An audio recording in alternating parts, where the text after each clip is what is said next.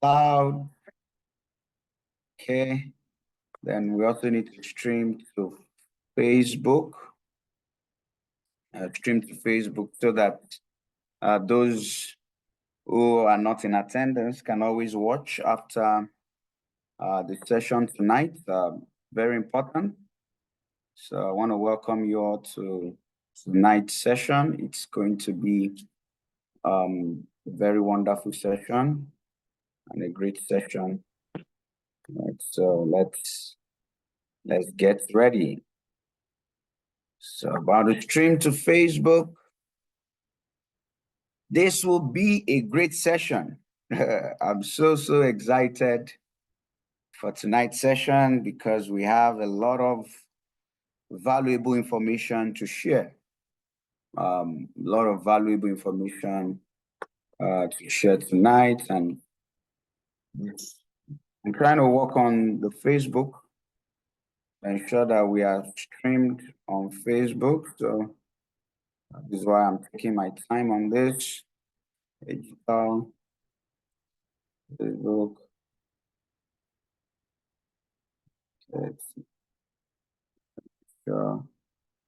Think about to start streaming Facebook. So just be patient.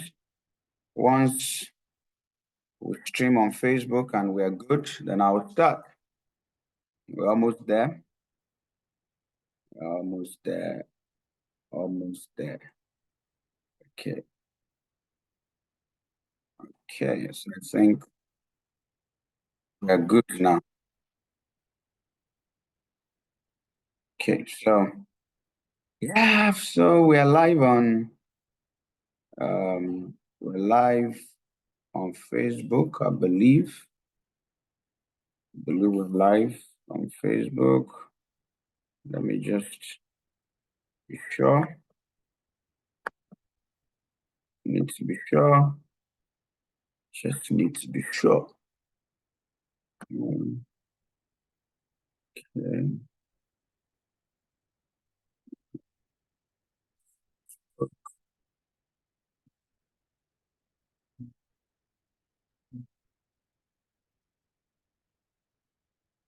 Okay, so while we're waiting for that, let's start. Good evening, everybody. I'm so happy that we're finally here. It's been a very great countdown to today's session with you, and I want to assure you that you'll be getting a whole lot of value for your time tonight. So I want you to be attentive tonight. I try to avoid distraction. Just listen, because this is not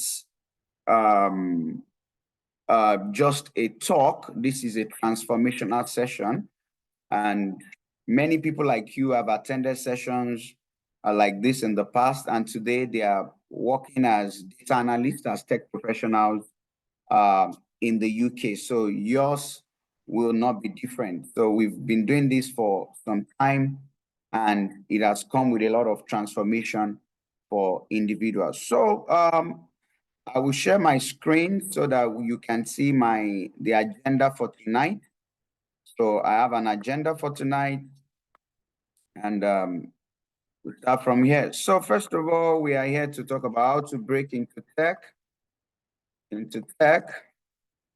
as a data analyst, and that is Excel, Power BI, SQL, and Python. Just a little Python. So first of all, there's the outline that will follow. So number one, who is this webinar for? Is this webinar for?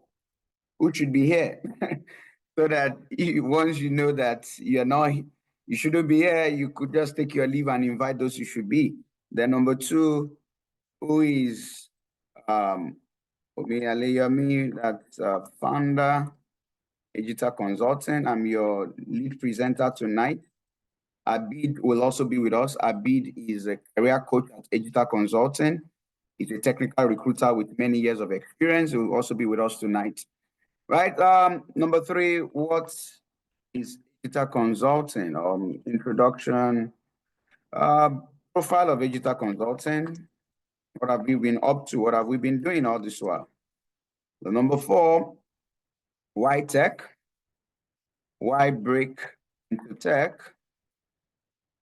Why data analysis, actually? Why data analysis?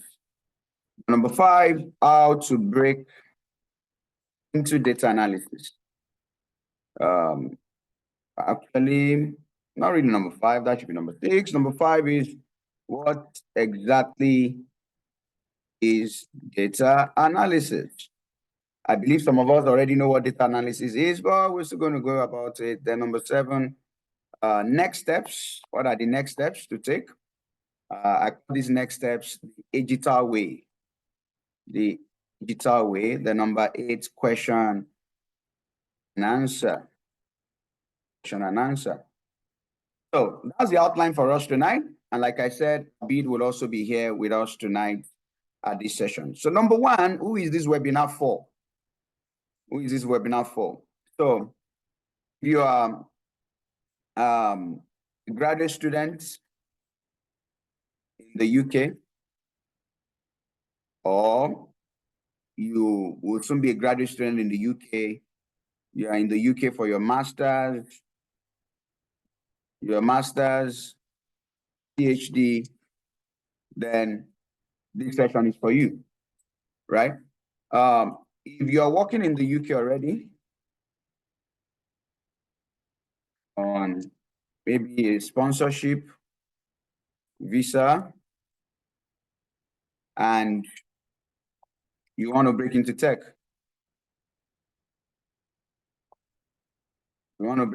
so you are doing a shift job, working many hours, and maybe you are doing a kind of menial job, and you want something better for yourself, then this session is for you, right? And you want to break into tech and get visa sponsorship jobs,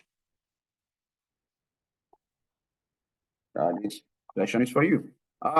You're already working, maybe doing an office job, working in tech or tech-related jobs, and you need data analysis skills. So this might be tech or tech-related, or you need data analysis skills to perform optimally at your workplace. This is for you. And so you are in the right place. So anybody, then for people, individuals who want to work as freelancers, So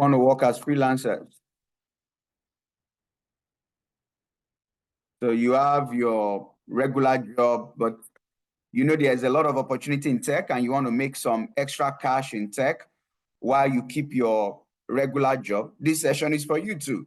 You don't have to leave that regular job. You could be doing a very good job, but you could still make extra cash in tech because there are a lot of opportunities in tech. So if you fall into any of these categories, and this is what I can just pick top of my head, then you're in the right place. You're a graduate student in the UK, you're doing your master's, your PhD, or whatever program that you're doing, whether you are done with your program or you're about to be done with your program and you are still on the student visa with the temporary stay, whatever, this session is for you.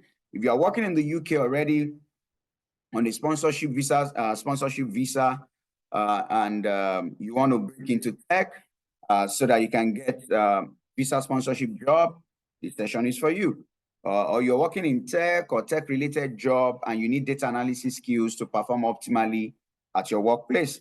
Or you, an individual, you have your regular job that you're not leaving anytime soon, but you want to make extra income through tech as a freelancer, as a consultant, this session is for you because data analysis has a whole lot of opportunities, right? So just want you to hold that right there. Then number 2, let's move. So who am I? I know some of you have seen my profile already.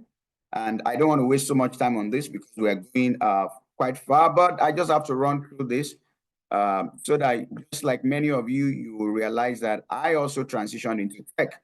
I didn't start out as a tech professional. I was a regular tax accountant working with PricewaterhouseCoopers and doing my thing. But today, I'm working in the field of tech, right? And it's been a wonderful journey all the way. So I love to share this whenever I talk about this. So you just see a little intro about myself as I rush through this. Just rush through this. It's up, it's up, it's up, it's up. So let's do this. Let's get this going. Let's get this going. So let's make this happen. Okay. So, like I said, I worked at a multinational Big Four tax and auditing firm, and I was there from 2013, 2018 as a senior tax accountant. Then I worked as a senior tax accountant with the largest indigenously owned Nigerian oil exploration and production company. And I worked there from December 2018 to February 2020.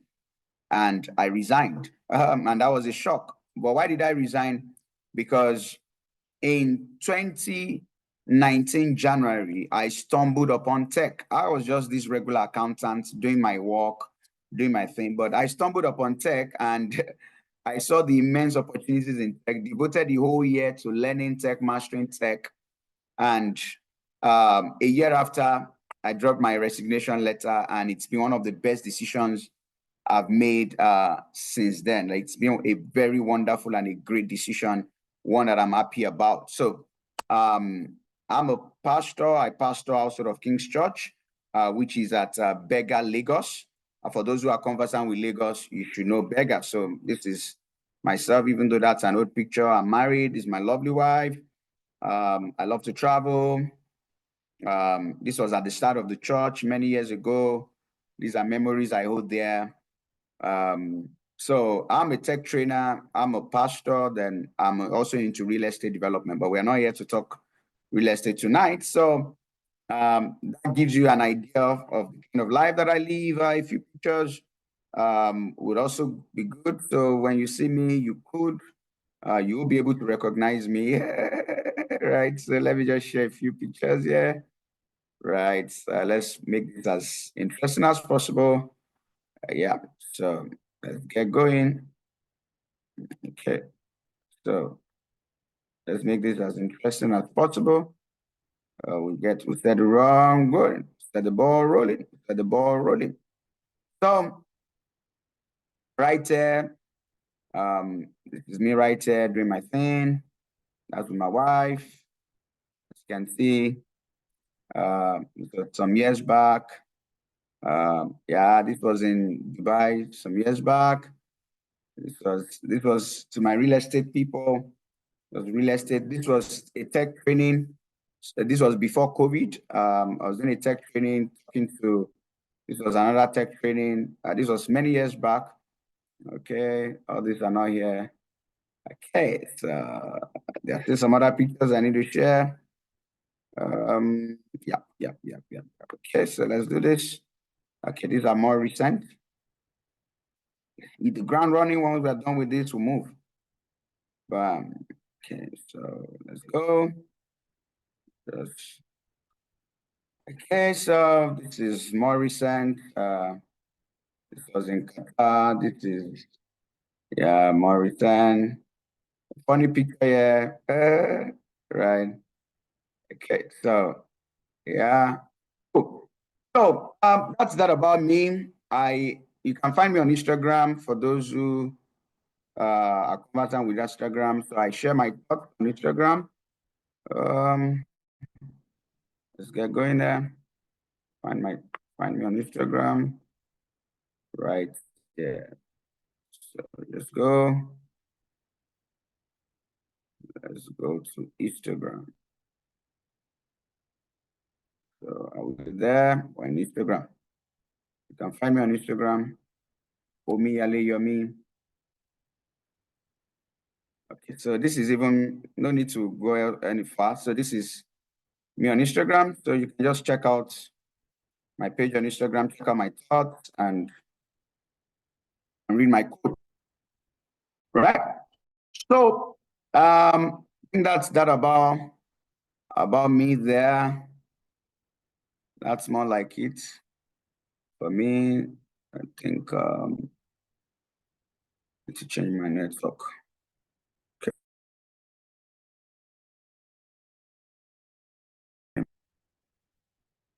Okay. So let's just refresh the page and we'll be good. One, if you do fast.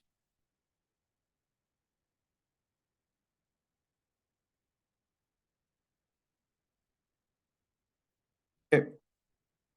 So that's that about that. Now let's go back to our slide. I think I'm done with the introduction. We'll go back to our slide. Still on Instagram, yeah. Okay, so this is me on Instagram. Okay. So where is our slide? That is our slide. So the next thing is the next agenda on our slide is Hagital Consulting. Hagital Consulting. So we've done introduction to this, so we are done with 1 and 2. Who this webinar is for, we are done with that. So now, profile of Hagital Consulting, and this is where it gets very interesting. So now I want you to be very attentive. So Hagital Consulting has been around now for 5 years, and we currently operate in 4 regions. There's the Africa region with headquarters in Nigeria. There is the Middle East region with headquarters in Qatar, and we have a lot of students in Dubai. There is the Europe region with headquarters in London, and this training tonight is for people in the Europe region. And of course, there's the North America region, that's US and Canada with headquarters in America. So we've been around for 5 years. Next year will be our 6th year. And in 5 years, we have helped thousands of Africans and non-Africans to transition into a career in tech, in various tech disciplines. So this is what we have been doing. And in the course of doing this, many times people have reached out to us and they've asked questions like, oh, sir, you know, we like what you're doing at Hagital. We've seen the testimonials. We've seen the great things you are doing at Hagital. But, sir, you know, I attended a training before, and the training wasn't very good with a particular company. I can't mention the name of those organizations, right? And I want to do this training with Hagital, but I'm a bit scared that hope I won't have the same bad experience that I've had in the past, right? And when they say these things, what I tell them is that if you do this research that I'm about to give to you, you won't have to make this kind of mistakes. So before anybody registers for any program with any organization, it's always important that you do these 3 things. So, and this is how we introduce Hagital to you. So don't just take my word for it. Anybody, each man will declare his own righteousness, but a faithful man who can find. So some of you watching me have actually maybe attended boot camps in the past and it didn't end well. And I want to show you why it didn't end well. So in trying to show you this, I will also use this to show you the profile of Hagital. So just watch. So I'm assuming that I don't know Hagital and I want to do a program with Hagital. So what would I do?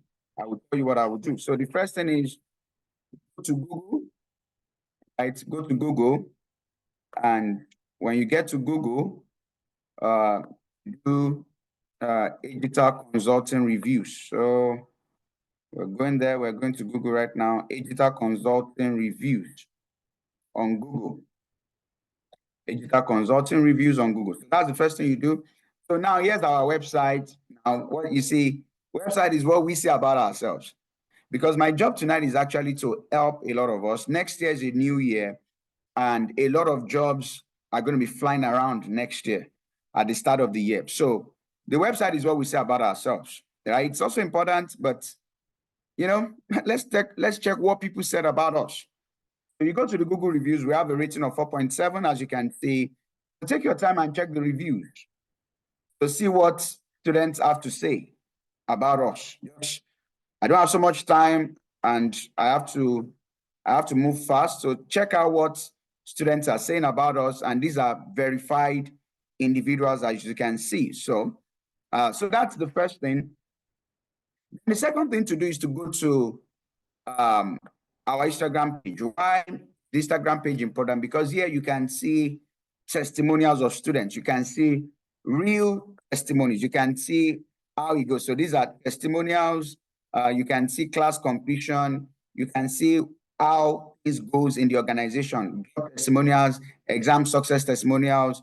You know, you can see all these, the profile of our tutors, and on and on and on. So Instagram is not bad. So that's the second way you can find. But the third one is actually very important, and that is LinkedIn. That is LinkedIn, because any organization that has been around and claims to be doing great things, find out what their students are doing on LinkedIn. First of all, you see the caliber of the students they have. So that's the first thing. Then you now see what those students are up to. Not just the caliber of the students, but what have those students done with the training they've gotten from the organization. So this is what we'll do next. And let's go to LinkedIn. Let's go to LinkedIn.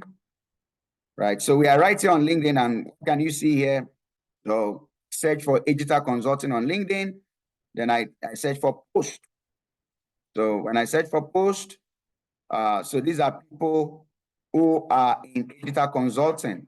They've had something to do with Hagital Consulting.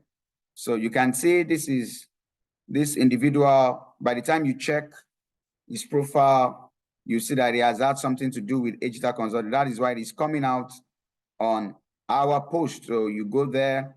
The next thing you move, who's next? You see OG, right? You see Manuel.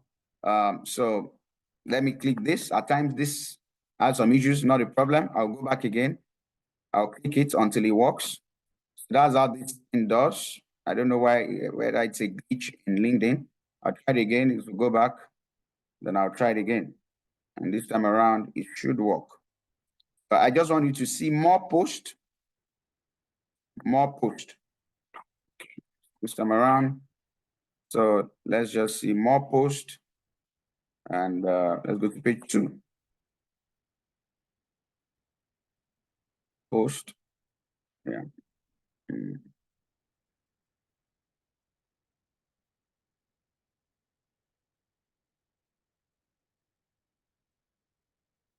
I will take my time and do this, and you see a lot of these posts. See your post results.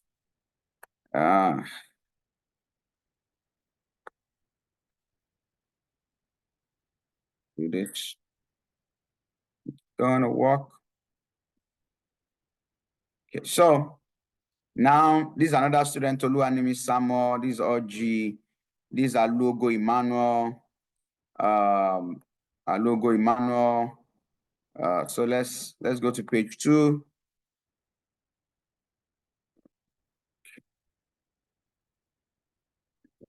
We're gonna work on this.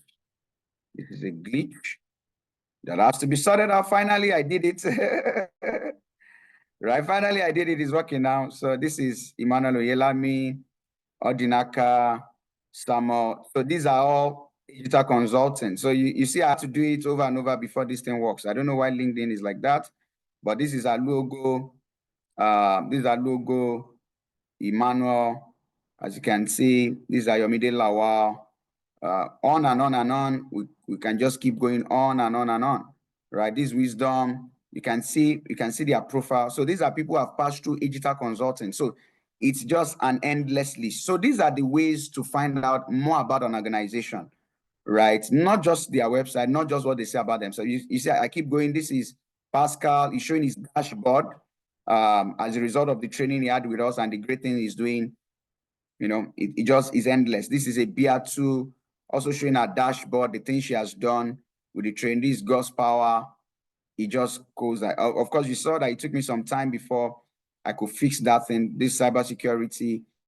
So this just keeps going. This Anthony, this, you know, on and on and on and on, and it just never ends. Because I have many other things to do tonight. Let's leave it at that. Let's leave it at that. So let's get to the next thing on our agenda tonight. Next thing on our agenda tonight. So I have to close a lot of things here. that we can have more space. So we're good. Now, next thing, we'll go back to our outline. We'll be back to our outline, see what's next. Okay, so now this is where it gets interesting. We are done with all the introduction. So we are done with all this profile of Hagital Consulting. So next thing, why tech? Why break into tech? Then why data analysis? Why tech? Why break into tech? Why data analysis? So let's get moving. We'll be sharing another slide. Bring this home. Why tech? Tech this, tech this, tech this, tech this. Everybody talking about tech. Why tech? Will tech ever get saturated? Why tech? Let's find out why. Will it ever be saturated? I don't know, but let's find out why. Let's find out why. Okay, so let's get into this. Okay, let's go. Now, why tech? Because IT opportunities are abundant, but the laborers are few. Tech has potential for remote jobs. I had a session with people in Qatar yesterday. That's our Middle East region. And I was telling them that I have a lot of students in Nigeria who are based in Nigeria, but they work for companies in America, they work for companies in Europe, they work for companies in Australia. Why? Remote jobs. So tech, you don't need to work physically in tech. A lot of tech jobs, most tech jobs are remote, and where you stay is irrelevant. So while there are people in the United Kingdom who are saying, no, there are no jobs, some of those jobs are taken up by people who are back home in Nigeria or back home in Africa, right? Because I know there are some Ghanaians and Kenyans and Rwandans on this call. So that is the beauty of tech. It gives potential for remote jobs. And like I said earlier, and I will still show you, you can be in the UK doing your regular 9-to-5 job, and you still make money by the side as a freelancer, doing short gigs. You do a small Power BI project, you do a small Excel analysis project, you do all these small projects, and you are making your money by the side, right? So there is that potential there. Now, the other thing about tech, why tech, is that there is no need for an IT background. You don't need an IT background to succeed in tech. And I will show you. I will show you tonight. So I know you must have heard it, but it's because it's true. To transition to a career in tech, especially as a data analyst, data analysis is one of the easiest tech career paths to get into, because number one, there are a lot of data analyst jobs, a whole lot of data analyst jobs. It's endless. And I will still tell you the reasons why. And aside that, because it's not that hard to break into data analysis. It's not that complex. If you are well taught, you will always get the jobs, right? You will always gain mastery. So there's no IT background needed, no university degree needed in most cases. In most cases, what recruiters are interested in, what companies are interested in, what you can do, your skill sets, not your university degree. Yeah, it's good. Some of you, like I said, you're studying for your master's, you're doing your PhD or whatever, and that's fine. Maybe that's how you got into the UK. But when it comes to getting the job, your master's degree is not the game changer. It is not the determining factor. Sorry that I punctured your ego there, but I just have to be factual with you. So your IT background is irrelevant. No age constraint. No age constraint. I always like to talk about Buki Wright, who transitioned to a tech career at the age of 44. So many of you might think, oh, am I not too? No. In the field of tech, there is no discrimination against age. There is only a discrimination against competency, against competence. There is only a discrimination against competence. So nobody discriminates against your age or against your sex or against your race. There is no racism in tech. If you can do the job, you are welcome to do the job, because in the field of tech, people have to do the work. So anybody that can do the work will get the job. So now I've said all these things. Let me now show you.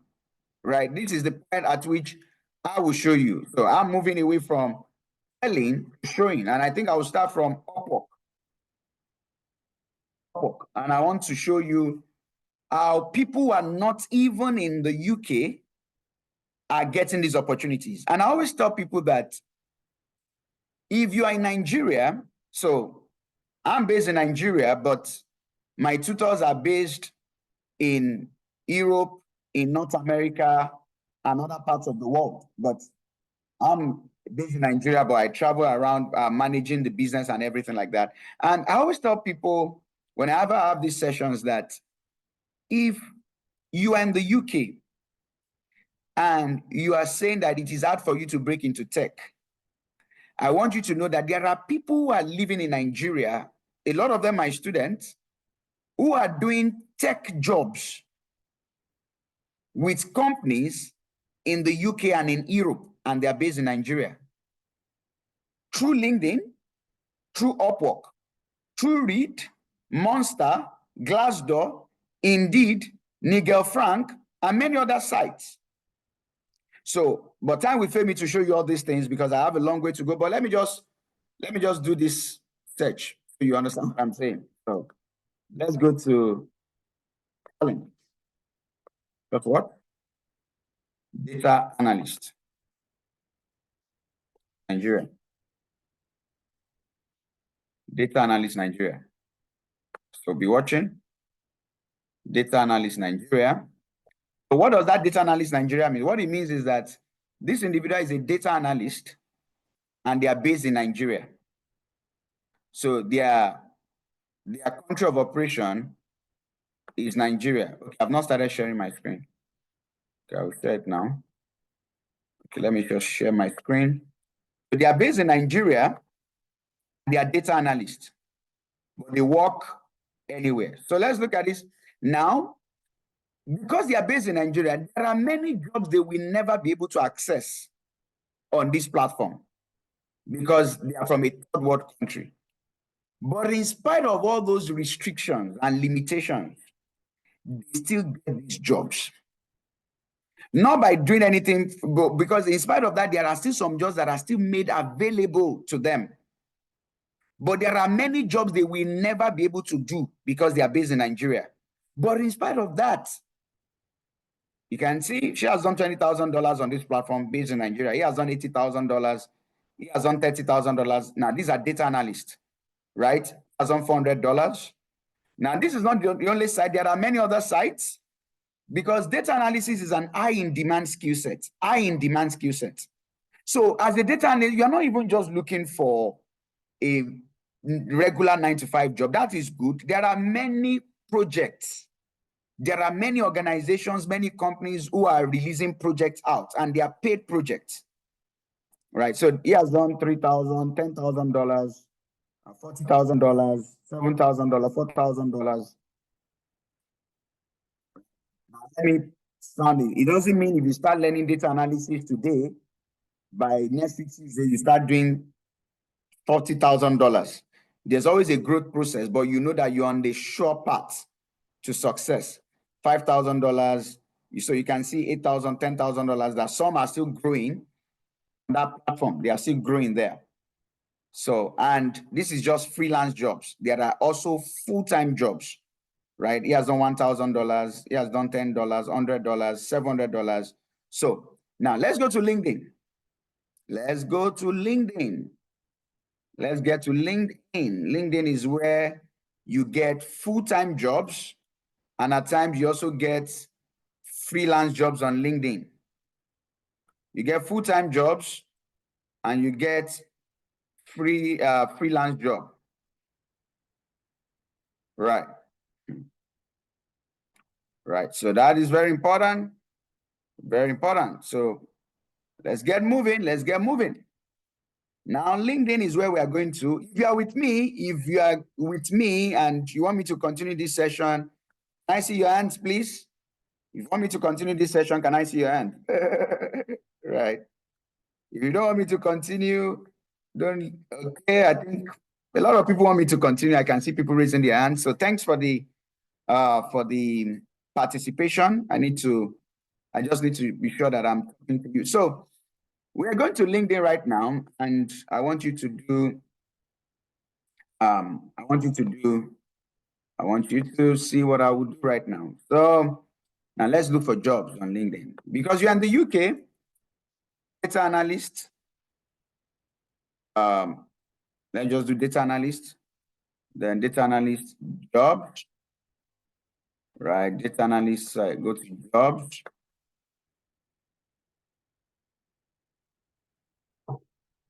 Data analyst jobs, UK. Now, because there are many jobs here, let's reduce it a little. So let's screen it. Past, I just want to do past week. 375 jobs were posted in the past week. 375 jobs. Some of them are internship jobs, as you can see. Refonte Learning, this is an internship job. What's in it for you? Projects you work on, this and this. As you can see, there is nothing on university degree here, right? They just need your skill set. Okay, yeah, there is, or a related field, right? So let's look at this data analyst remote. Let's claim responsibility. Why journal? So there are 375 jobs on data that were posted this week using my search criteria. There are other criteria I will also plan.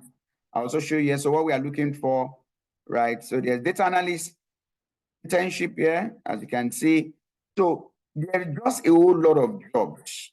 A lot of jobs here, right? A whole lot of jobs. It is a full-time or part-time remote, right? They are paying $40 per hour, right? So here's the thing, right? Because we've had some of our students, I wouldn't say all, but we've had some of our students that before they were done with the program, they had already gotten a job. Now, it doesn't mean that everybody will get a job before they are done with the program, but but everybody will find their path at the end of the day. And it was just by applying, right? They just applied for these jobs. They went for interview and they got the interview. So this is how this thing works. It is not rocket science. It is not hard because the jobs are always there. Now, let me use another search term because there are many ways around it. So there's Power BI. There's this Power BI analyst because Power BI is a data analysis skill, but it's also a powerful skill on its own. If you master Power BI, as in you know Power BI, that is another field on its own entirely. And that is why in our program, we train you on Power BI for 2 full months. Because Power BI is very, very essential. So I could do business intelligence analyst. So this will bring more results. Okay, now almost the same, just 56 results, right? So there are opportunities like that. Now I'll just give you one last one, even though there are many, but that will not permit me. So let me just go to read. Read UK.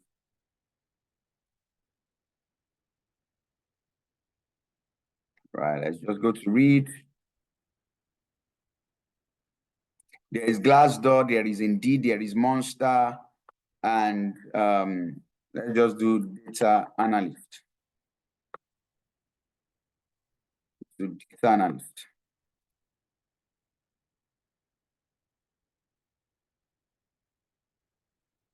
So let's go. Share this. So we're doing data analyst here. So it just keeps coming. This is Read, right? So there's Glassdoor, there is Monster, there is Remotely, there are many of them, data analyst apprentice, contact center data analyst. So you can see all these jobs in the UK. They are just there. They're just there. And no, don't worry, let's just stop there. We'll talk more about. So I've shown you the opportunity. So the jobs is not the problem. The jobs are always there. So let's take it. Let's move gradually, right? I've been doing this for 5 years, so more than 5 years actually. Right. So let's go back to my outline. Why tech? Why break into tech? I've explained to you why data analysis. So at this point, I want to share a little thing about data analysis to you. Why data analysis? Right. So one thing why you need to, I think I've explained a little of why data analysis to you, but I think there's still some points I've not touched on. One is that it's easier to learn and to master, especially for individuals without a tech background. Now, it doesn't mean that data analysis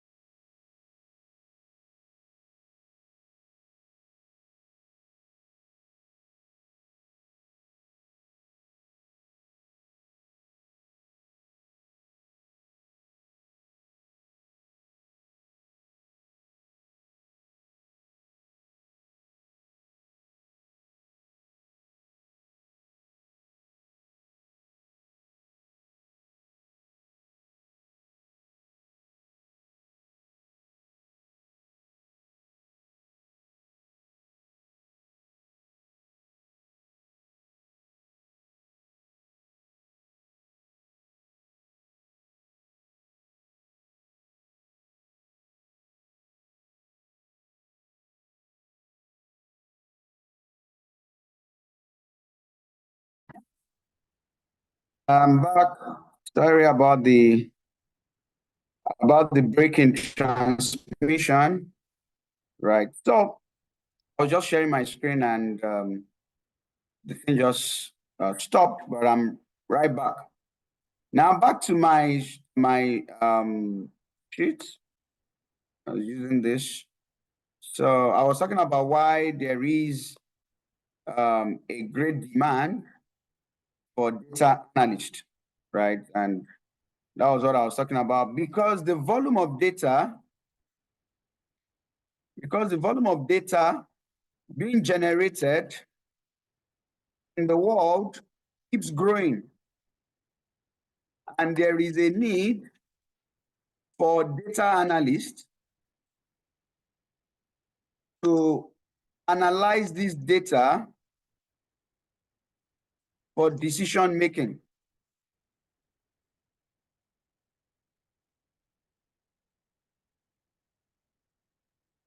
Because we are generating data through social media, Internet of Things, IoT, e-commerce, operations. A lot of data is being generated through that. Enterprise systems are generating data. So a lot is going on and this data has to be analyzed. So data analysis will always keep growing and evolving, and data analysts will always be in high demand, always in high demand. So I think we are good on that. And next thing is, what exactly is data analysis? What exactly is data analysis? What exactly is data analysis? What exactly is data analysis? Now let's get going.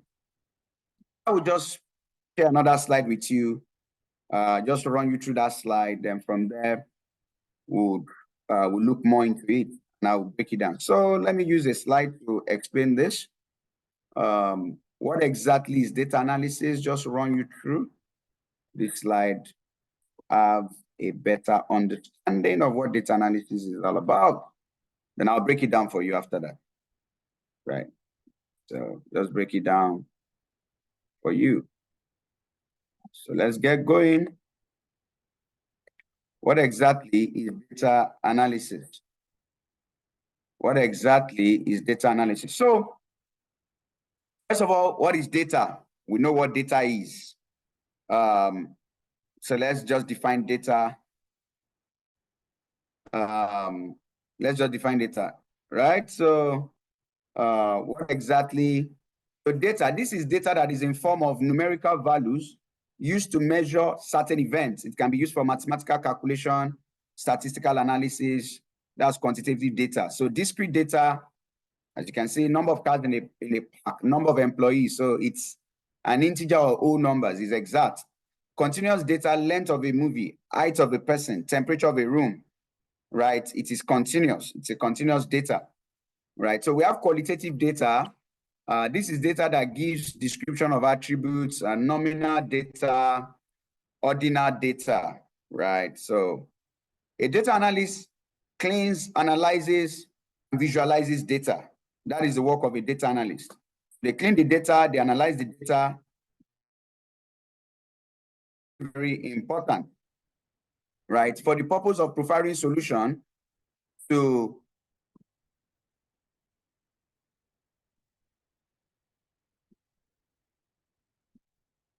sorry. So for the purpose of profiling solution to a problem, right? So different between data analysis, and we don't need to go all that way. So I think here's where I will actually now have to explain is better, right? So I will have to just break it down at this point. So let me go back to, so data analysis is basically Excel, Power BI, and SQL with a little bit of Python. So let's look at Excel, because the major tools in data analysis are Excel, Power BI, and SQL. So let's look at Excel. So we all know Excel. So I want to talk to you more about the limitations of Excel and how we got to Power BI. So the challenge with Excel is that Excel can only accommodate 1 million rows. It can only accommodate 1 million rows. And at times, when there are complex formulas, you know, and computations,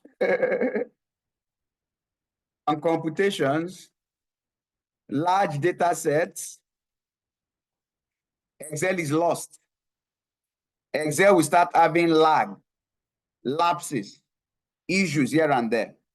So Excel is a data analysis tool, but it has its limitations, especially this 1 million rule. But on the other hand, Power BI can do billions of rows. Now, another thing about Excel is that, yeah, it does data visualization, but its data visualization capabilities are limited.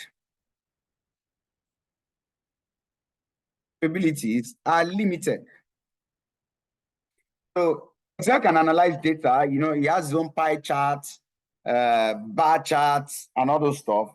But these are static charts. They are static. They are not dynamic. They are not live. You know, so it's limited. But Excel is wonderful, but it's limited. It can't do more than a certain range. But when we get to Power BI, the beauty of Power BI is it can handle large data sets. Like I said, billions of rows, large data set. But Power BI is more of, like, as you can see, business intelligence and it's from Microsoft, say Microsoft. Now, the beauty of Power BI is that it has what I call data integration. It can connect to a lot of data sources. A lot of data sources. It can connect to a lot of data sources. So what it means is that you can, like the way I connect my laptop to my extension box, I can connect my fan to my extension box. I can connect my bulb to my extension box, and my extension box feeds power to my laptop, to my phone, to my fan, to my bulb. So that same way, many data sources can be connected to Power BI, and it will feed them, as in it can connect to them and receive data that it will now analyze and visualize and demonstrate. So let me explain some of those things. So it can connect to cloud platforms. So Power BI is what we call robust. It is robust. So if you are just in the domicile of Excel and all you know how to use is Excel, you are still playing. Sorry, you are still playing. So digital, we teach you this for 2 months because this Power BI is the guy. He's a very serious tool. You can't joke with Power BI, my people. Like I said, with Power BI alone, you can get a lot of jobs, contract jobs, freelance jobs, with Power BI alone. Excel is also very powerful. A lot of analysis is being done on Excel. But if you're a data analyst and you don't know Power BI, you don't know SQL, and all you know is Excel, there's still a lot of limitation. Now, I'm not saying Excel is not powerful. Excel is awesome, but step up higher. So now, connect to cloud platforms, you can connect to large databases, because if it connects and receives the data that it will now analyze, right, and present and visualize, right? Large databases, APIs connect to a lot of APIs to receive. So the functionalities of Power BI is so that is why if you have knowledge of Power BI, there are many places you can work with many places you can work with, because like I said, why are we at the point whereby data is becoming a big deal? Because volume of data is being generated by organizations, and there's now a need to analyze data. E-commerce platforms, enterprise, social media, Internet of Things, data is just being generated, and there is gold in data. So it has integration. Now, another thing about Power BI is it also supports the live data streaming, live data analysis. Live data analysis. So what does this mean? As the data is being generated, because it connects to data sources that feeds it with data, and as the data is being generated, it can analyze that data. It can visualize that data in real time. That's the word, in real time. In real time. So as the data is being generated, so it's connected to Power BI and it's showing you in real time. Whereas for Excel is static. Excel's data analysis capabilities is static. Excel can't do any real time. Can't do real time. So it's static. So that is, because of my time, that's where I will stop on that. Then for SQL too, SQL can handle large data sets. SQL can be used for analysis, not just presentation. It can be used for analysis, for computation,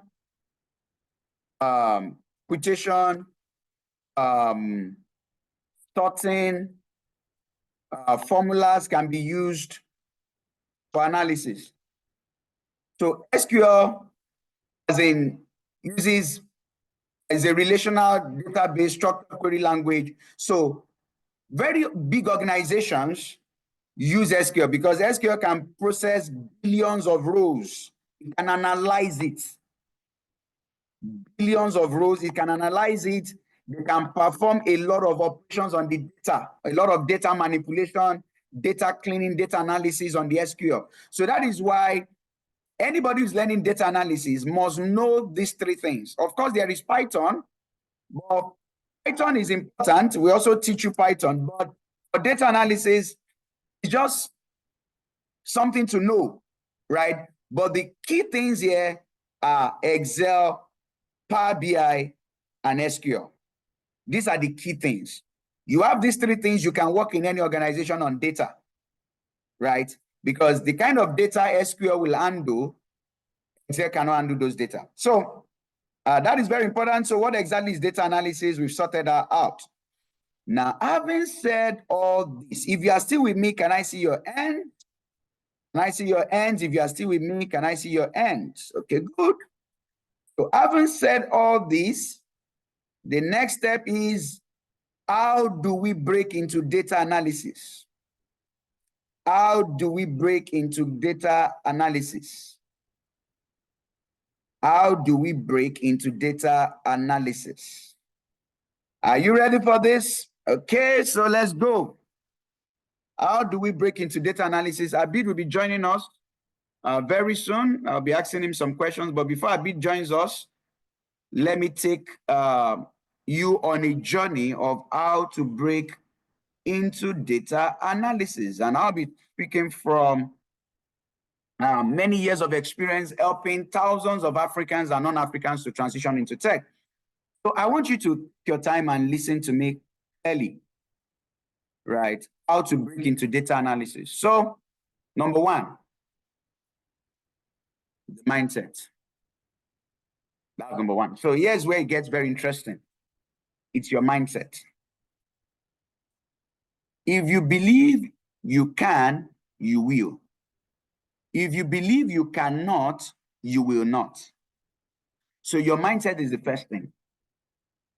And many of you have what I call imposter syndrome, where you believe, oh, I can't do it. Oh, it's not for me. Oh, I think it's for those programmers. Oh, I think it's for those young people. Oh, I'm 40-something. Can I do data analysis? Oh, I didn't study computer science in school. Oh, you know, I'm this. And when you tell yourself these things, you defeat yourself. And I can tell you that in the course of running Hagital for 5 years, I have seen people without a tech background. I've seen 40-year-old, I've seen people almost 50 who have transitioned into tech. I have seen men, I have seen women, I have seen lawyers, I've seen accountants, I've seen people study biology, transitioning into tech. Why? Because they were not defeated in their mind. Their mind did not defeat them. Now, for some of you who are listening to me, some of you do shift jobs. You work many hours a day and, you know, you do all that. And I've also seen people like that too, who work hours, 10, 12 hours at a stretch. And they still juggle with the classes, and along the line, they are happy for it. They are happy for it. So now let me also say this. Why am I passionate about tech? And let me break this down to you. I know you know this, but somebody still has to tell you. So when you are in the UK and you do certain kind of jobs, so first of all, I said this because I have almost 1,000 students in the UK, right? So I say this based on what I know, my experience with our students, the challenges they have, how they reach out to us, and how we help them navigate this journey. So that is why I want you to please take your time and listen to me, because this could change your life. So let me draw the picture for you. So you are doing this kind of job, and in this kind of pathway, because it's not a tech job, it's not a career-based job. It's just a job to make money. And there's nothing wrong in making money. There's dignity in labor. So be proud of your hustle, right? And I'm talking to that category of people now. If you keep doing this job, 5 years down the line, 10 years down the line, nothing will really change in your earning capacity, because anybody can do the same job that you are doing. Just anybody can do it. So the strategy we have always advised our students on is that while you are doing this job, that you know that 5 years from now, 10 years from now, if you keep doing this job, nothing will really change. You just be able to pay your bills, do a few things here and there, and that's just it. While you are still holding on to this, start mastering tech. Start learning tech. And as you are learning this tech, master it, start to apply, start to do your project, do your assignments, attend your classes, apply, go for interviews, apply, go for interviews. The moment you get your first job, or even an internship role that later becomes a job, that is the day God has answered your prayers. Why? Because if your first tech job pays you maybe £45,000 or maybe £46,000 or £50,000, after a year or two of working in that place, your value has increased. Please, if this is making sense to you, I want to see your hand, because I'm telling you what I've gained from many years of doing this. Many years, many success stories. So now, 2 years down the line, 3 years down the line, your value has increased. So your next job, you might not even be up to 2 years. Your next job, you might be getting £70,000 per annum, and you just keep rising higher. Because so you're on a path, on a career trajectory. There's a career projection. But if you stay with this job that, all you just do is, you're just working day in, day out, you are seeing the money. But here's where many people don't understand that the money that you are making today, in the next 5 years, if you are still earning at that rate, you will just keep working, and you'll be getting poorer as you keep working, because your responsibilities will always increase.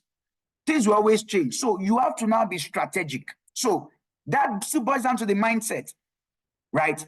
Now, so that is very important. Very, very important. Now, number two, I haven't gotten the mindset right. Number two is that you need the skill. You need the skill. You need the skill. You need the skill. I'm still going to talk about certifications, but the skill is very important, much more important than the certifications. So now you have the mindset that you are being strategic. You must master this tech. And it is not hard if you are taught. That is what I want you to know today. Forget what anybody is telling you. And let me also give you this. Part of the mindset is that you have to be focused. Please, I beg you, you have to be focused. One of the challenges of a lot of people who are breaking into tech is that today I have come here to talk to you about data analysis. Tomorrow, you attend another webinar, they tell you about cloud. Next tomorrow, they tell you about cybersecurity. After that, they say, oh, there's business analysis. And you keep jumping up and down, up and down, up and down, up and down. Tech is tech. Tech is related. Tech is interconnected. Breaking with one. The tech skill that I first learned is not what I'm using to today, but it was my entry into the world of tech. So stop jumping about, oh, I think it's cybersecurity. All tech skills are very viable. All tech skills are viable. So as you have listened to me tonight, go into data analysis. Who told you that after you have broken into data analysis, you can move into cloud? Because you have broken through. I have people who are data analysts. They are making money already in data analysis. They are doing data analysis jobs. And from there, they are now moving into cybersecurity. Some of them are moving into cloud. So they are moving in with that confidence, with that experience. Because when you really get into tech, you realize that there's an interconnection. When you're a data analyst and you're going into cloud, you realize that the terrain is much more easier. Because there are things you would have done in Power BI that when you get in the cloud, it makes a lot of sense. Right? So this is very important. This is very important. And I will always advise, go for data analysis. Why? Because it is one of the easiest entry points into tech. Some of you go for the top one. You are trying to reach, and by the time you attend classes and it becomes very hard, you say, oh, that tech thing. Go for the low-hanging fruits. The jobs are there. It is not hard to learn. You can easily get the job. You gain that confidence. Your first job, whether it's a freelance job, a contract job, or a full-time job, sets you on that path. Let me tell you this. Let me use this illustration for you. When people rear dogs, they ensure that those domesticated dogs, that they never eat any meat, dry as in meat that has not been boiled, meat that still has blood. They always ensure that they don't give those kind of domesticated dogs, those kind of meat, because the moment they start to taste blood,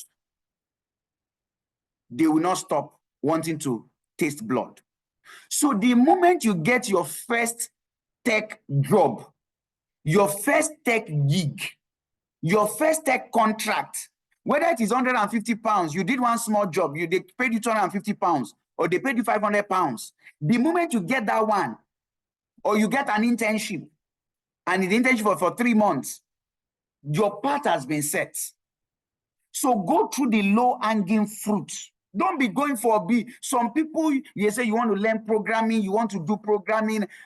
Yeah, you can do programming, but start with something that it will kill the imposter syndrome first. It will kill that imposter syndrome, that lack of confidence. There's all this tech thing. It will kill it. So master the skill. Excel, RBI, SQL. I'm showing you the pathway. Just follow me and listen. Follow me and listen. This is a pathway. Power BI, then Python. Little Python. Now master the skill. Now, let me advise you. If you want to go fast, go together. If you want to go fast, go with others. So, yes, you can learn tech on your own. But listen, if you are the kind of person that you are still in the your undergrad, or maybe you are just done with your undergrad and you still have some years, to stay around and work in the UK or whatever the case might be, or you have a job that you are doing, but you want to move into tech, whatever case you have found yourself in, and what you don't have time. But if you are the kind of person that you have a lot of time and you have a lot of money and a lot of time, I can advise that learn on your own. But if you know that you don't have a lot of time, there are bills to pay, you are working, you have schoolwork that you are juggling with the job you are doing, or whatever category you fall into, or you have a 9-to-5 job and you are looking for extra opportunities in tech to add to your 9-to-5, you need a bootcamp. It will shorten your journey. It will shorten your journey. Don't make the journey long. One thing about a bootcamp is it eliminates all this reason for experimenting, because in a bootcamp like Hagital, we have a structure. There is a curriculum. The curriculum is based on the things you need.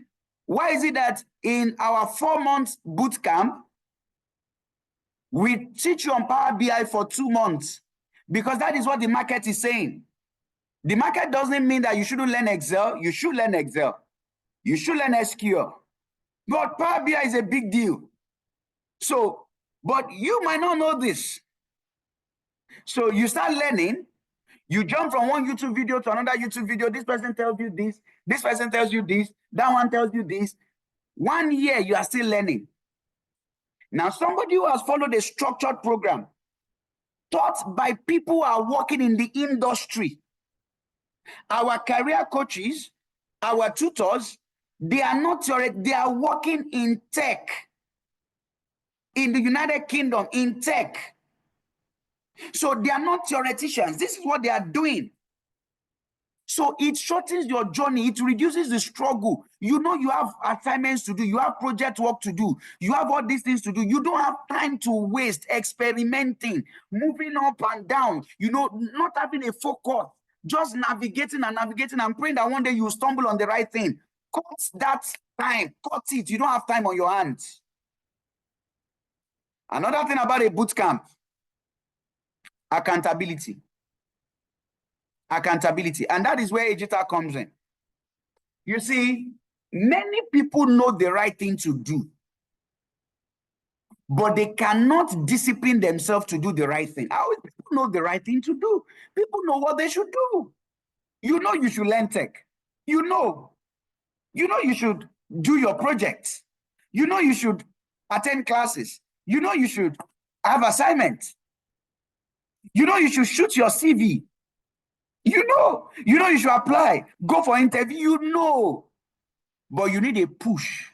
And you cannot push yourself when you are alone. But when you are in a boot camp, you are pushed by your tutors, teaching assistants, your peers, your career coaches. There's that push. There's that extra push. So because you are in an environment, recently on one of our groups, somebody wrote an exam and got a certification. Immediately got the certification, other students started saying, oh, now when you've written this exam, how did you write the exam? Okay, I want to go and write. Because they saw that this my peer, this my mate, that we are both in the class, has gotten this Microsoft certification. What am I using my life to do? But if you are alone, on your own, you will not push yourself. You just be alone. You are learning unstructured. And that is why many people do these things. They just jump from one YouTube video to another YouTube video, from one Udemy course to another Udemy course, from one Coursera course to another. So all they have is interest. They never master the skill. They just have the interest. And they just go, AI, oh, now it's AI. AI, oh, data analysis, oh, now it's data science. Oh, now I want to do data engineering. Okay, now it's cloud. As I say, enter with one. Enter with one. Let me tell you this. I know Nigerians, I know Africans who are now in the United States of America, right? But how did they get there? Some of them, first of all, they relocated to Poland or Estonia. When they got to Estonia, because now they were in the European region, it was easier for them to move to the United Kingdom. They got another job in the United Kingdom, then they moved to the United Kingdom. Some of them spent maybe like a year or two in Estonia or Poland. Then they pressed one button here or there. They found themselves in the United Kingdom. They spent maybe another 2 years in the United Kingdom, and now they're in the United States. But it might have been very hard for them to move directly from Nigeria to the United Kingdom through the pathway they chose, because they didn't go through school or through visa sponsorship. But because they were in that region, it was easier to navigate their way. So once you're already in the tech environment, it becomes easier. So, having said this, let me just show you the Hagital way, how we do what we do, the Hagital way. So here's how let me just break it down to you. Here's how it happens. So our training starts, let me just break it down to you. Training starts January 6th. January 6th. That is when training starts. So I want you to follow me, and I'll make this very big and bold. Now, January 6th, and training is Mondays and Thursdays. Mondays and Thursdays, and that is 7 p.m. to 9:30 p.m. UK time. Let's just say 2 hours, 2.5 hours. So 7 p.m. to 9:30 p.m. UK time. Right. Now, listen to me. The training goes on for 4 months. But I call these technical classes. Technical classes. Detailed and it's intensive. Now, listen. There are 4 kinds of people that you're going to work with during the course of this training. So number 1 is your technical tutor. Your technical tutor takes you the technical classes 2 times a week, assignments, projects. He does this for 4 months. But now you have your career coach. Your career coach. Your career coach job, and he has classes with you once in 2 weeks, Sundays, the evenings to 7 p.m. to 9 p.m. UK time.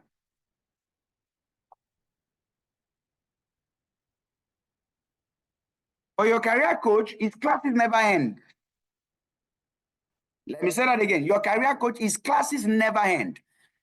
Because the job of your career coach, and Abid is one of the career coaches we have, he'll be joining me. I'm actually the one delaying him. Because the job of your career coach is to ensure that you transition. So his own class doesn't end. It is the technical classes that end. Right? So in the technical classes, you do your RBI, your Excel, your projects, your GitHub, your Google projects, and all those stuff. You do those ones there because you need projects. And you also start out your certifications. But in the career coaching, we are looking at things like your CV, your LinkedIn, optimization, remote job websites and job websites generally, certifications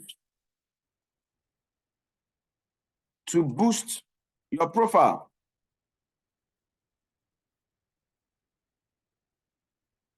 interview prep, work reference, portfolio building, sharing of opportunities, internship opportunities, etc. So this goes on. Goes on. Even when you get the job, career coaching doesn't end because you might need help on the job. So that's career coaching. Now you have what I call your teaching assistant. Your teaching assistant. Why do you have a teaching assistant? Because some students are shy. Then the live classes, they will not talk. Or maybe they're egocentric.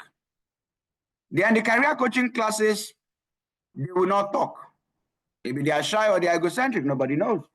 So we now brought about this teaching assistant who worked Mondays to Saturdays. So you have a dedicated teaching assistant. And when you have challenges with your projects, you have challenges with what you are taught, you reach out to your teaching assistant on a one-on-one basis. So it is between you and him on a one-on-one basis. This thing that they taught, I didn't understand it, this thing is that. So you are not tired. Nobody's looking at you. You can maintain your ego and your steez. So whatever happens in Las Vegas ends at Las Vegas, right? So because we've been doing this for many years, so we've seen all manner of things. And we brought about this thing, so the teaching assistant. Then you also have your peers to work on some joint projects with your peers. Because in tech, there's no Lone Ranger. If you work in a company, you work with people. So tech is a collaborative career path. So you work with your peers and you work on joint projects. So you are going to relate with these 4 categories of people. So these are the 4 lines of defense.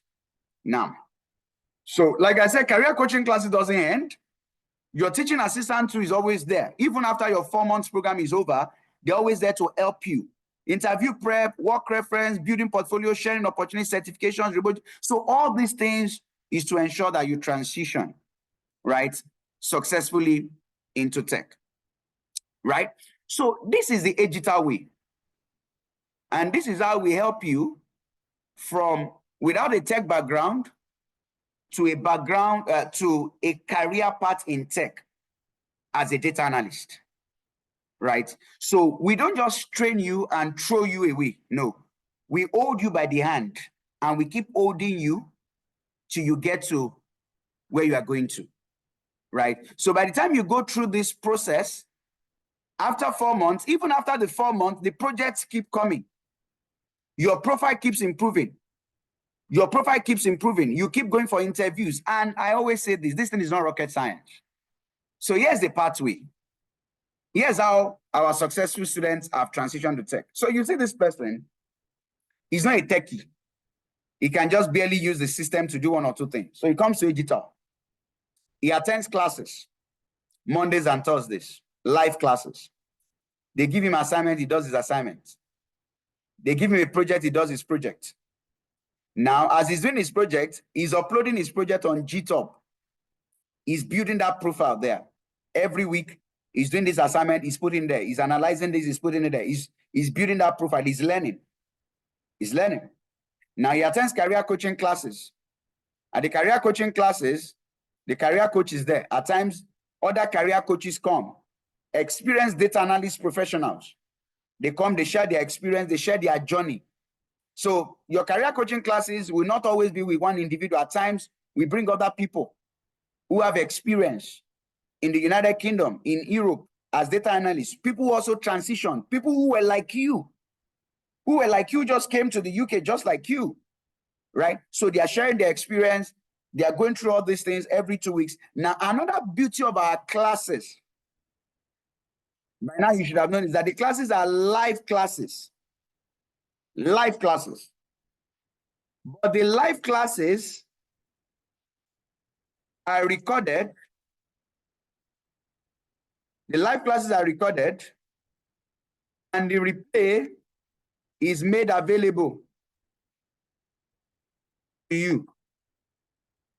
Lifetime access. You have access to replay. It's yours. And you can always watch it over and over and over and over, reach out to the teaching assistants. And so I could go on and on and on, but because of time, I have to bring Abid, right? But let me just end on this note as Abid will join us now, that the value of this program is awesome. But as we go into a new year, we are doing a new year promo, right? Normally we charge £500 for this training, but we are doing a new year promo and we are just charging £250 one-time payment. One-time payment. £150 one-time payment. But if you are doing two-time payment, that means you are doing 175 GBP, then 175 GBP for two-time payment, right? So that is how it works for us. But if you are doing a one-time payment, it's just £250 one-time payment, right? If you are paying in Naira, it's 500,000 Naira. One-time payment. Right, but if you are doing two-time payments, you are doing 300K and 300K for two-time payment. As regards the payment, for those of you already know us, you just use the Stripe payments link. The Stripe payment link. Right, you just use Stripe, make the payment, right? So that's that. So for inquiries, you can chat up. For inquiries,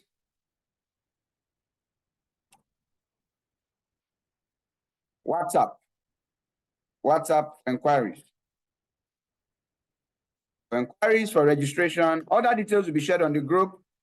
As I bring Abid, Abid is waiting for me. So then we take your questions. So let's bring Abid in the session tonight.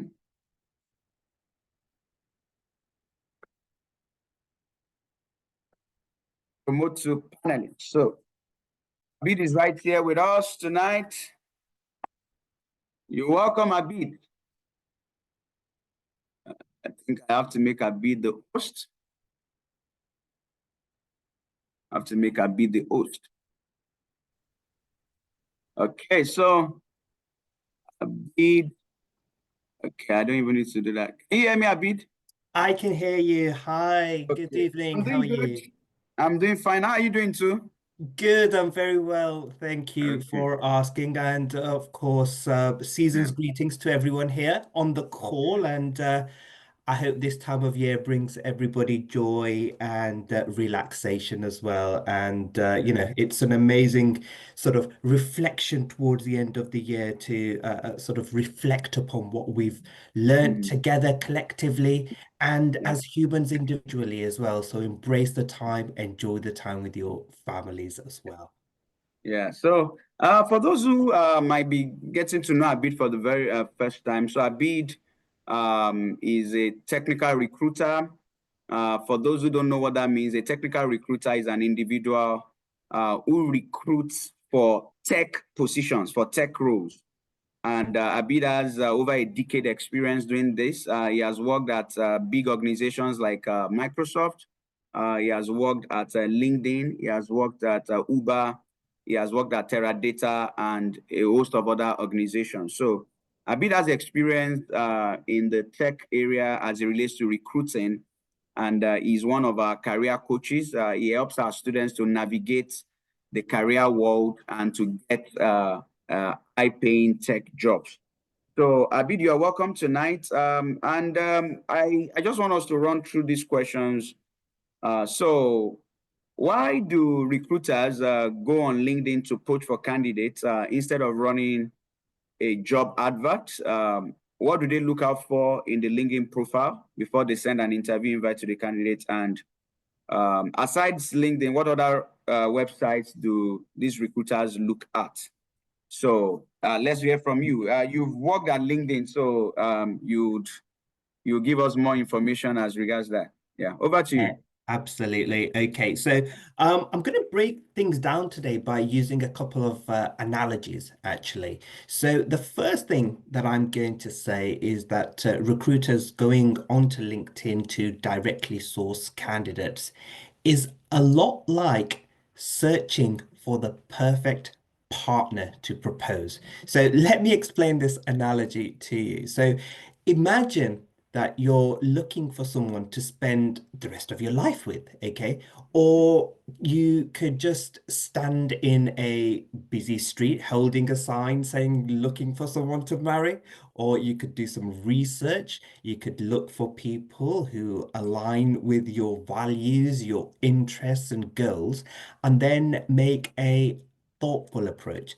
So we all know the answer, but let me throw it out to you. Which one do you think will be more effective? It's definitely going to be the second part, right? The second analogy.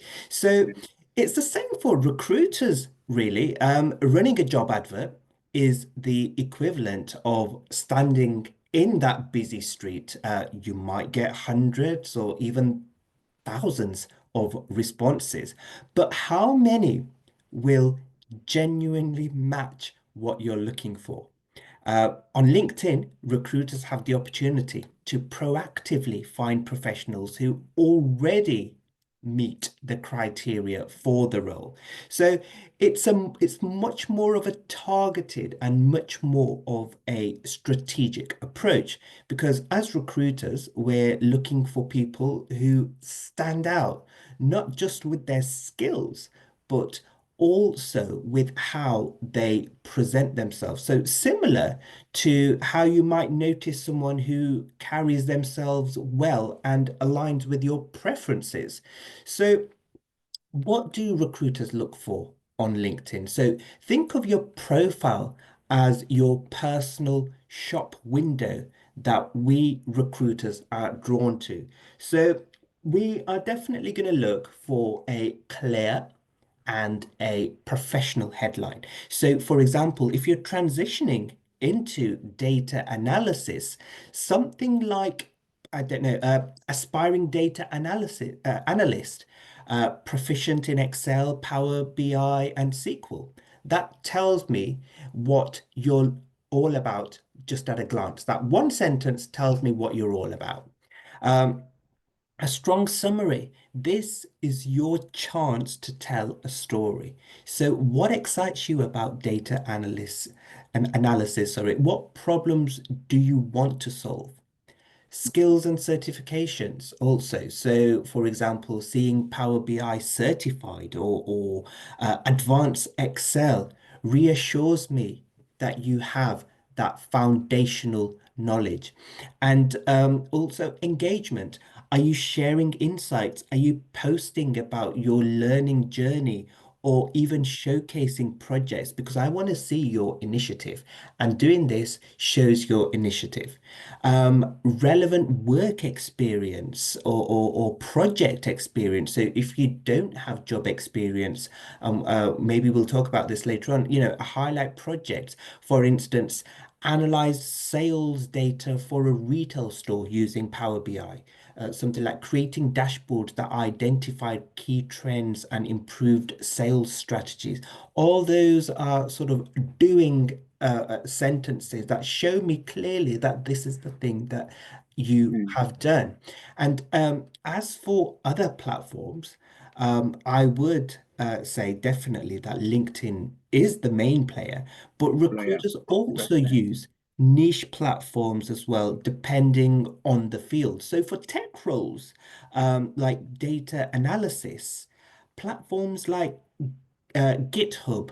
I don't know if anyone's been on or come across Kaggle. That's Cargo, yeah, Kaggle, Kaggle, yeah, or yeah. even Tableau Public. Those are great places for Mm, recruiters to discover talent showcasing their work.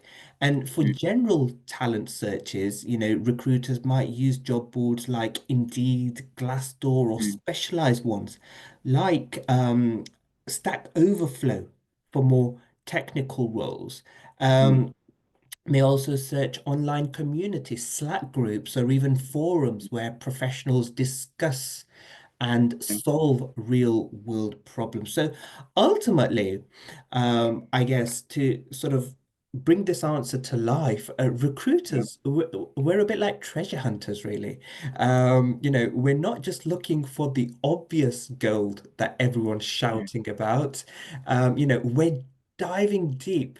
We're seeking the gems that shine brighter because you've taken the time to polish yourself.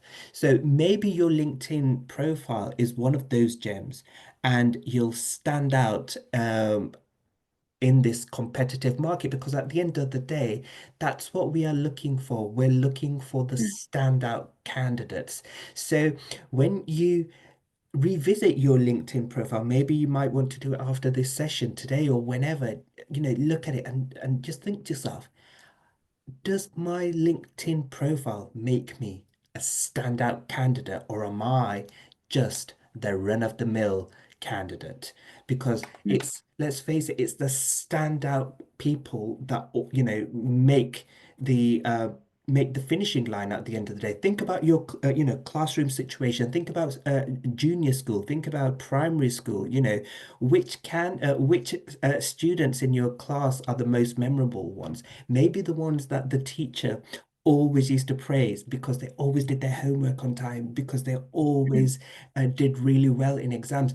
Those were the standout students. Now, once you've completed school and your education, you want to be that standout student in mm, in your career, essentially.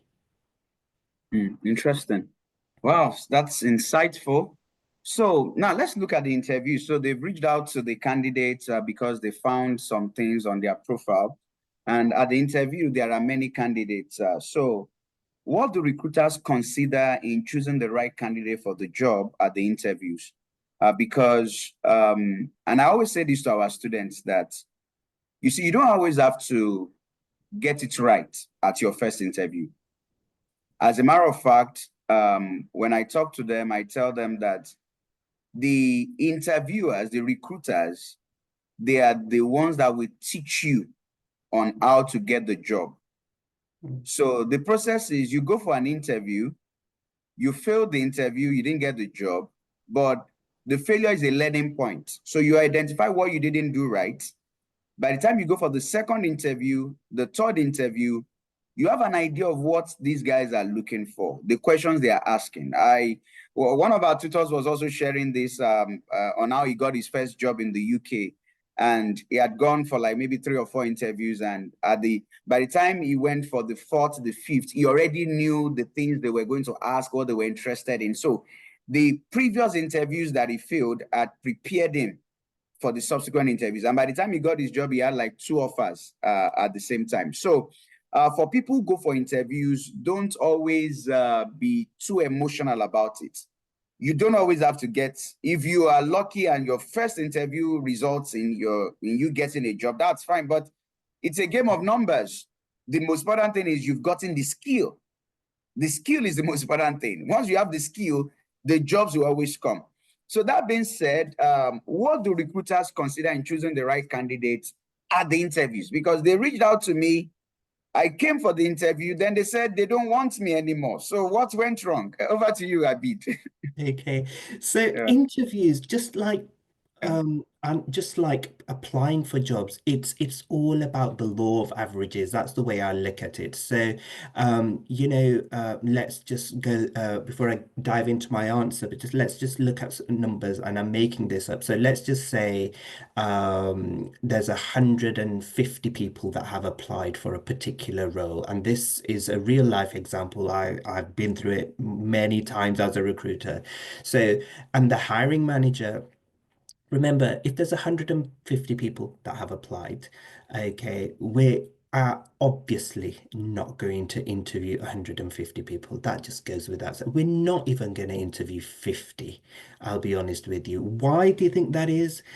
Because quite frankly, that involves a lot of time, a lot of hard work, and it involves, a lot of communication, and it's just not feasible. That's the bottom line.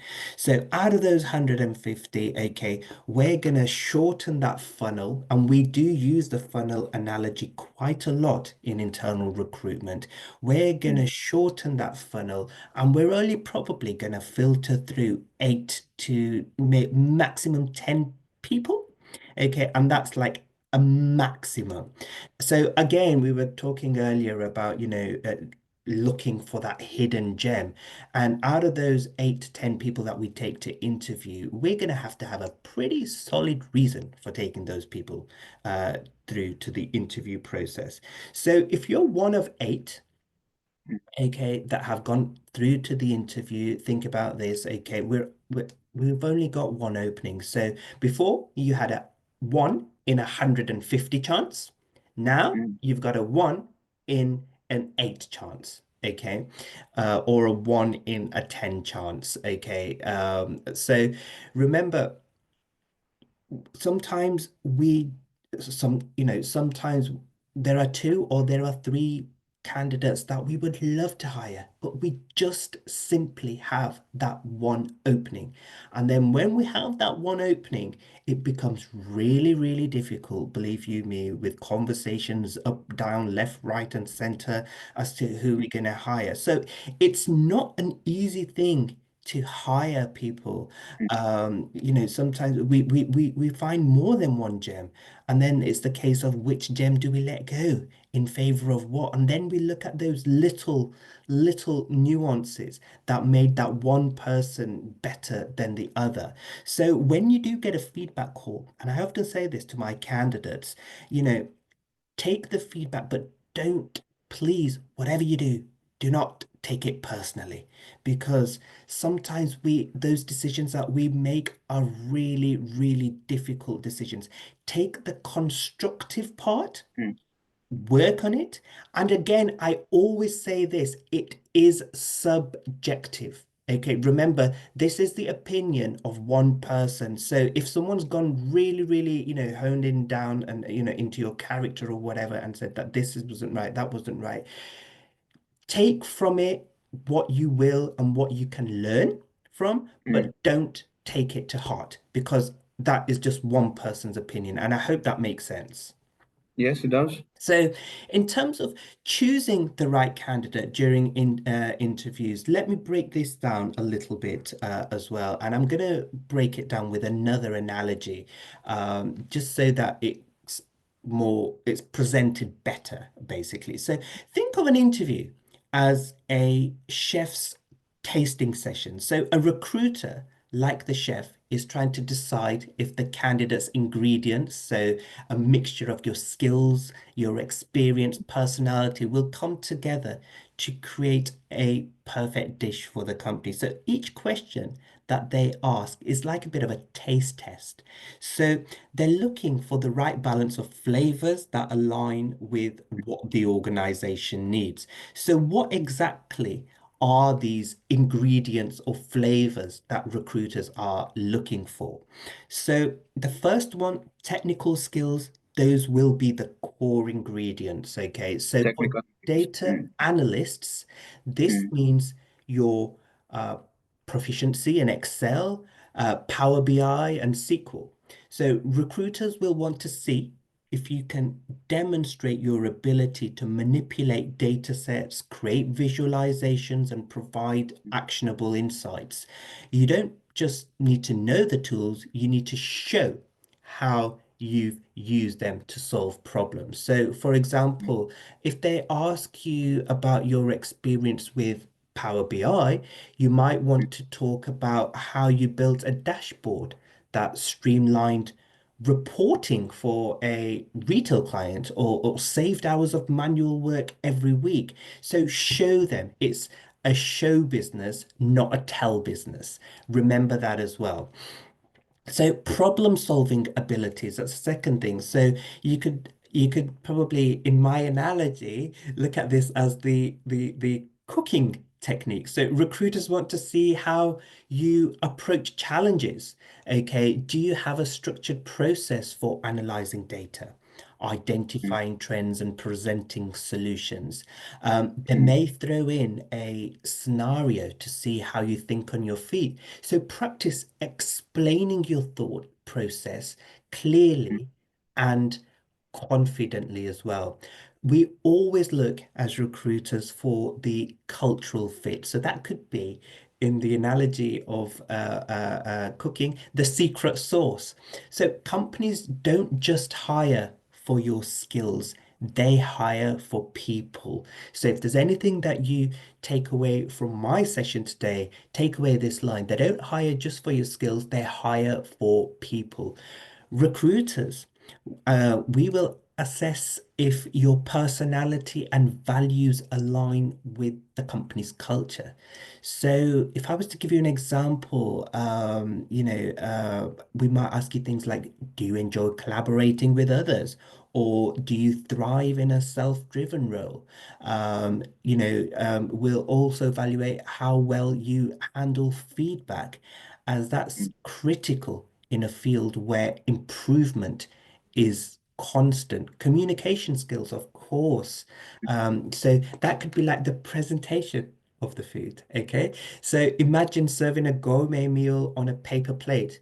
It just wouldn't make the right impression, right? Would it? So Yeah. similarly, recruiters are looking for candidates who can present their ideas clearly and concisely. So, as a data analyst, you need to be able to translate complex data into a story that even a non-technical audience can understand. So, practice your storytelling techniques. Um, and then the last thing that I would say, passion and potential. And I know I've Sure. spoken about passion many, many times before as well, and I love speaking about passion. But recruiters love to see candidates who are genuinely excited about the role. And if you can articulate why you're passionate about analysts analysis and how you're committed to continuous learning, that's like the sort of like the cherry on the top of the cake. So, because at the end of the day, again, some insight into my world. At the end of every conversation, okay, I'll end the Teams or the Zoom call, or if it's a telephone call, and I've made loads of notes, and I'm there thinking, can this person add value to my hiring manager's team? Will they grow with us?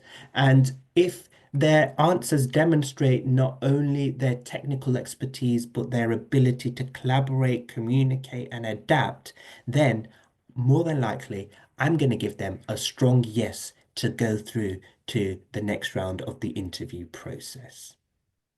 Interesting. Interesting. That was quite insightful. So, let's also look at the UK job market going into January. What's the outlook looking like based on the trends at the moment? Then, what's your advice to candidates looking for visa sponsorship jobs Mm. in the UK at the moment? So, these are students who are based in the UK and they are looking at visa sponsorship jobs. So, what advice do you have for them? And what's the outlook of the job market, especially the tech job market in the UK as we speak? Yeah. So the job market, particularly in the world of technology, I think Mm, almost all the time is like a never-ending pit that you just cannot fill. So the good news for everybody who's listening out there today, okay, who want to venture out in tech, that jobs are available. In fact, there are thousands of jobs that need to be filled amongst sectors, which I'll come to in a second, but just to give you an overview, the NHS, say, for example, retail, um, uh, um, financial institutions. So the jobs are always there, particularly at the beginning of the new year, as in some cases for some companies, new budgets are brought into place, and particularly as when people come back from the festive period, some people start looking for other jobs, some people start to want to change career, some people have epiphanies of doing other things, which is all fine. So that added to sort of new budgets means that there's always that flow of jobs that are constantly coming. So basically, there is a high demand for skilled data analysts. So, as of December 2024, numerous companies are actively seeking data analysts and are open to sponsoring visas for qualified candidates. So, I think one thing about sort of people who have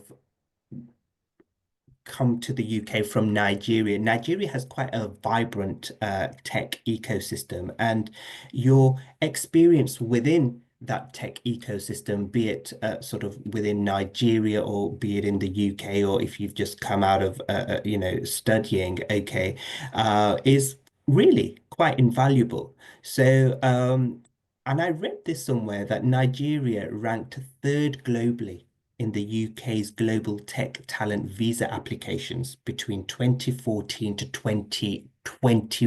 So let me So ask you a question. So that is in terms of applications. So what about in terms of successful applications? sure, absolutely. Yes. I don't have a figure in terms of Okay. successful applications, but Mm, again, I mean, if you go back to the analogy that I was talking about earlier about the law of yeah. averages, okay, so if Nigeria is a third, Um, okay, the more people applications. are in the True. system, the more people are likely to Yeah. come out of the Yes. system on the other end. So Yeah. I think the other important thing here is to highlight that the statistic here underscores the recognition of Nigerian tech professionals in the UK as well. So, Nigerian professionals do make a big contribution to the UK tech market as well. So to stand out here, I think ensure proficiency in key tools and technologies. So Excel, of course, and I heard the last part of your talk before I came onto the call as well. You were talking about Excel. So master the advanced functions, data analysts. Tools and macros as well. Power BI, develop skills in creating interactive dashboards and data visualization, and SQL as well. Gain expertise in querying database, data manipulation, and optimization. And one of the things that, as a technical recruiter, I want to point out as well, Yeah. just overhearing the last part of your conversation, and the Yeah. fact that the thing that makes this organization unique is the fact that you have your teachers or your lecturers are actively in these roles, Yeah. not just reading out of a textbook and giving Uh, you a textbook example. They will match that with insights and personal stories as well that you can actually remember and you can take with you. So that is really, really important, I think, as well. So going back on to sort of in terms of visa processing. So showcase your experience, pursue your relevant sort of certifications and tailor your job search as well. So focus on companies that are known for sponsoring international candidates. Platforms like Indeed list data analyst positions with visa sponsorship options. So even if you go onto LinkedIn or Indeed as well, use the drop down menus and tailor your searches accordingly to companies, because at the end of the day, if you don't do that, you're shooting yourself in the foot. You're going to get disheartened, and chances are you're not going to get anywhere. So those facilities are there for a reason. Make sure that you take full advantage of those facilities and search for companies in particular that offer visa sponsorship options as well. Um, of course, understand the visa process. So if you're already here in the UK as a student, and maybe you want to convert that visa into a work permit, a skilled work permit, Yeah. then start early. That's one thing that I would say. Don't leave it to the last minute, because remember we were talking about earlier the sort of the gem, the icing on the cake, aka you want to do something slightly different to what everybody else is going to be doing. And what is everybody else going to be doing? Perhaps probably leaving it to the last minute. So Mm.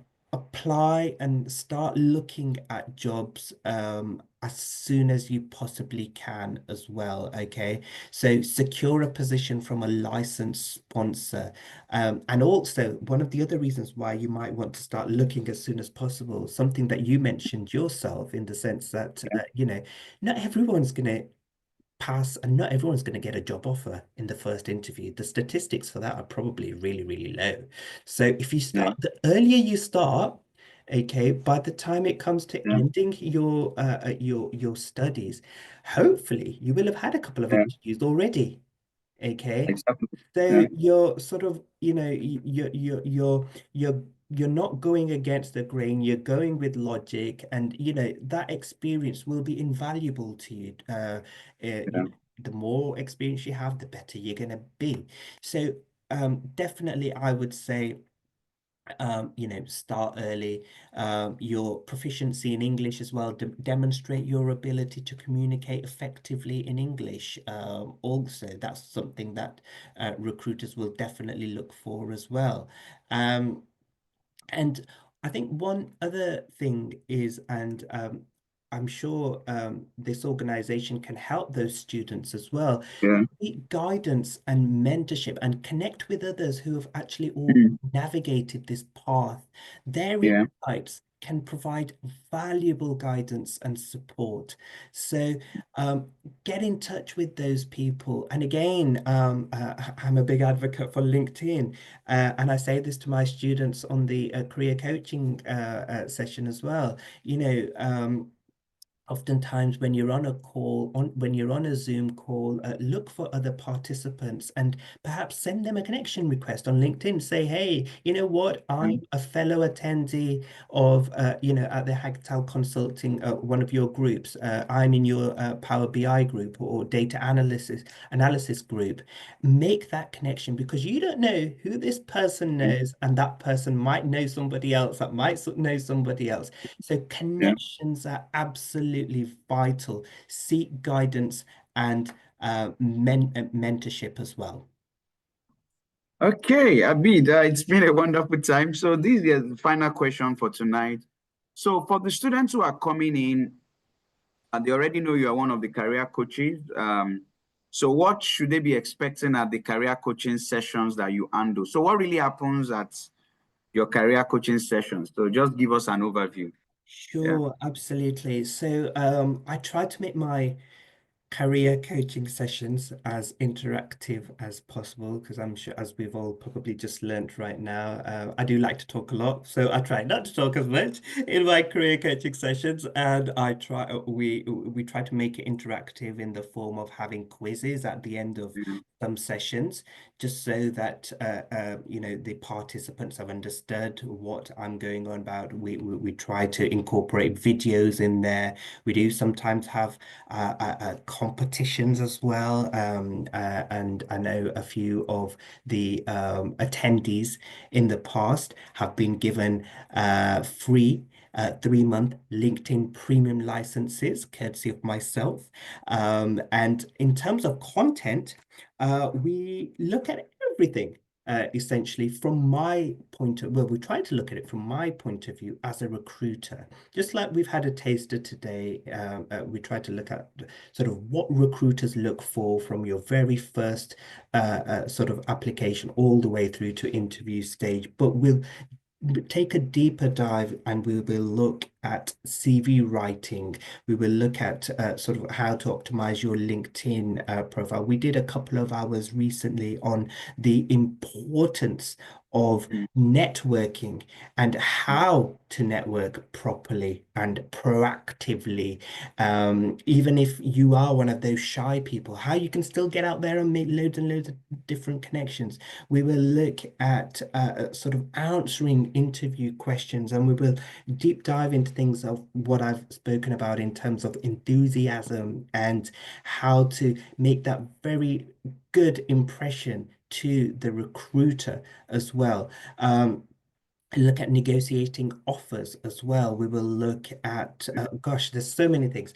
We will look also at things to do with sort of LinkedIn optimization, how to get a lot of connections. We will look at things like relocation as well. So if you do come, expect it to be a pleasant session, expect it to be full of videos, me talking, and sometimes even, interactive sort of Q&A sessions as well. So essentially, all things talent acquisition. Yeah. Okay. So thank you very much, Abi, for your time. It's been a great session tonight, and so we'll see you at the career coaching sessions. Yeah. So thank you. Thank you. I just Take have a care. few. Yeah, thank you. I have a few questions here. So people are asking, yeah, the classes are live classes, and the live classes are recorded. So we don't give you pre-recorded videos. Like I said here, the classes are live classes. Then the live classes are recorded and the replay is made available. So our program is not a kind of course where we just give you videos to watch. No, no, no, we don't do that here. So we are more detailed than that. We are more detailed than that. So that is very important. Timing of the classes is there. 7 p.m. to 9 p.m. Mondays and Thursdays. Registration closes January 6th. Classes starts January 6th, Monday. So it's Mondays and Thursdays. Then Sundays, we have the career coaching classes. Like I said, the technical classes are for 4 months. Career coaching classes never end. Career coaching classes once in 2 weeks on Sundays, right? Certifications, don't worry about that. They will show you the certifications on the, there are a lot of certifications. So we share that with you, right? Wilson is saying, I work 8 p.m. to 8 a.m. Don't worry, Wilson. Your case is, we are familiar with your case, right? Like we have many students like that in Hagital, and we have ways around it. So you leverage on the teaching assistant and the replay of the classes. So if at any time you miss a class, the teaching assistant will help you while you watch the replay if you are stuck at any point. So the teaching assistant works Mondays to Saturdays.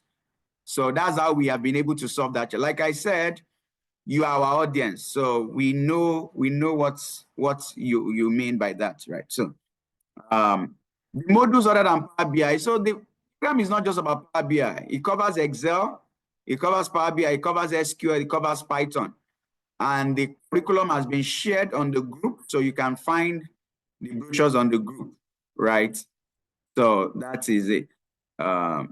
Right? So yeah, the program covers Python and it covers Power BI using visualization, right? So that's it. So Temitayo Dosumu, you can reach out to me on your question. It's not really relevant for what we are here. So you can reach out to me. Oh, Jubril, you said, what if we want to come to the UK before learning tech? Will it be convenient? Well, I would advise that you don't delay till tomorrow what you can do today. That's my advice. So, and the students who are in the UK will tell you that if they had known, they would have even wanted to learn it before now, because they are now in an environment where there are a lot of opportunities there. but now they are now learning. So what should have been happening is, while they are there with this opportunity, they should have been applying now, but they now have to learn. So if you have the opportunity of learning now, why defer to tomorrow what you can do today? So, of course, there's a certificate that will be issued, and you also get a lot of global certifications, right? So if you have other questions, you can always send a WhatsApp chat to this line, a WhatsApp chat to this line. Don't forget, registration closes Monday, January 6th. Registration is ongoing. It's ongoing, so you could register right away. You can reach out to this WhatsApp number for inquiries and for registration. It's a one-time payment of 250 British pounds. You can do two-time payment, 175, 175. So see you in the class. Bye for now. It's been a wonderful time here tonight. And how can you register about the program? Just send me a chat. Just drop a chat on WhatsApp or drop a message on the group. All the information is right there on the group. All the information you need is there on the group, right? So the information is there. Certificate will be issued, right? You have access to the recording. You have access to the recording. So that's it. Of course, there'll be a lot of projects. There'll be a lot of projects. You are getting projects back to back. That is not a problem. So people, I don't want this recording to be long. If you have further questions, you can drop the message on the group or you can send WhatsApp chat, right? So somebody saying, can I have the contact again? So here's the thing. Here's the contact. Once again, here's the contact. Because the replay mustn't be too long for people who want to watch. So here's the contact. You can WhatsApp this contact. I hope it's clear. So for the person asking about the contact, here's the contact. Right. So what else? What else? I think that's the last question for today. So bye for now, people. See you in the class. I leave you with one word: too much analysis leads to paralysis. Don't push till tomorrow what you can do today. Bye for now. See you in the class. Bye.